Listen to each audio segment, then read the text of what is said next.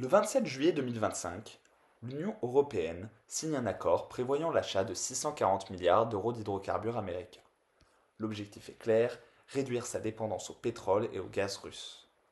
Plus que jamais, le secteur énergétique occupe une place centrale dans les sphères économiques et politiques. Mais cela, l'Uncle Sam l'a compris depuis déjà 166 ans. Bienvenue dans 5 minutes pour comprendre l'exploitation des hydrocarbures aux États-Unis depuis 1859. Avant toute chose, qu'est-ce qu'un hydrocarbure?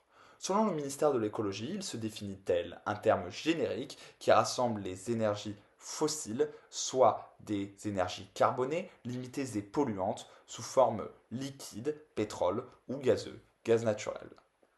D'un point de vue plus scientifique, un hydrocarbure est une molécule composée uniquement d'atomes de carbone et d'hydrogène. Il en existe deux types, les conventionnels et les non conventionnels. Un hydrocarbure conventionnel s'extrait facilement, tandis qu'un non conventionnel nécessite des techniques complexes comme la fracturation hydraulique ou le forage horizontal. L'histoire américaine des hydrocarbures débute le 27 août 1859 à Titusville en Pennsylvanie, lorsque Edwin L. Drake fore le premier puits de pétrole du pays. La ruée vers l'or noir commence dès lors dans les États du Sud, tels que la Californie, mais surtout le Texas. Le pétrole sert alors à la fabrication de kérosène qui permet l'éclairage dans les foyers et les villes.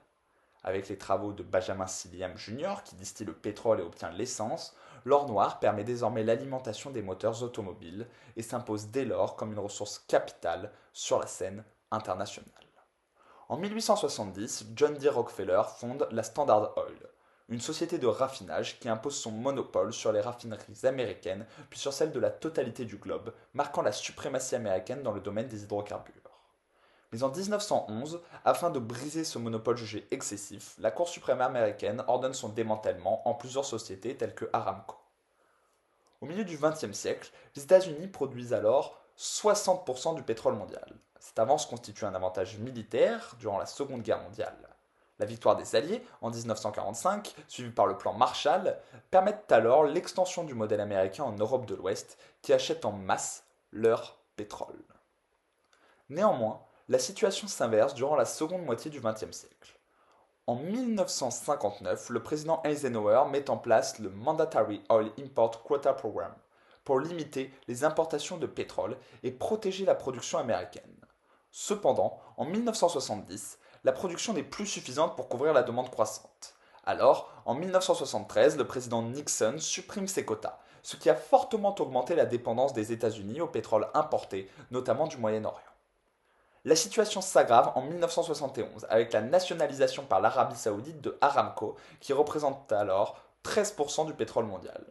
Cette action marque le début des revendications de l'OPEP, Organisation des pays exportateurs de pétrole, qui réclament le contrôle de leurs ressources et une part plus équitable des revenus pétroliers. Dans une réaction en chaîne, l'Algérie, la Libye et l'Irak annoncent la nationalisation de leurs hydrocarbures.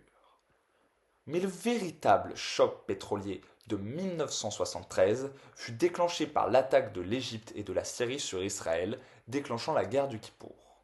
Durant ce conflit, les pays arabes encouragés par l'URSS décrètent un embargo sur le pétrole contre Israël et ses alliés, dont les États-Unis. La situation s'aggrave avec le second choc pétrolier de 1979. Après la destitution du Shah d'Iran, allié des États-Unis, l'Iran, qui occupait alors la deuxième place des exportateurs mondiaux de pétrole, voit sa production chuter de 40%. La guerre entre l'Iran et l'Irak en 1980 renforce la problématique. Suite à ces deux chocs, le prix du baril de pétrole, initialement de 3 dollars, explose et atteint les 40 dollars, et les Américains perdent leur monopole sur le secteur. Malgré tout, depuis 2010, les États-Unis ont retrouvé la place de première puissance pétrolière mondiale. En effet, grâce aux avancées technologiques et à la possibilité d'atteindre les hydrocarbures non conventionnels, dits de schiste, les États-Unis produisent désormais plus de 12 millions de barils par jour. Cependant, cette production massive entraîne d'importants problèmes environnementaux, notamment la pollution des nappes phréatiques, l'émission de gaz à effet de serre et les risques sismiques liés à la fracturation hydraulique. Le secteur énergétique est en effet responsable de plus de 73% des émissions de gaz à effet de serre. Malgré tout, sous la présidence de Donald Trump, la politique énergétique a fortement soutenu les hydrocarbures, au travers notamment de la sortie des accords de Paris, la levée de restrictions environnementales, ainsi que le renforcement de l'exploitation sur les terres fédérales. Pour conclure, En un siècle et demi, les Américains sont passés du premier forage artisanal à la position de leader énergétique sur le plan des hydrocarbures. Ces ressources sont au cœur de leur puissance industrielle, militaire et géopolitique, mais elles posent aujourd'hui de lourds problèmes en termes d'écologie. Mais alors, quel avenir pour les hydrocarbures et qu'en sera-t-il de l'exploitation américaine de ces derniers?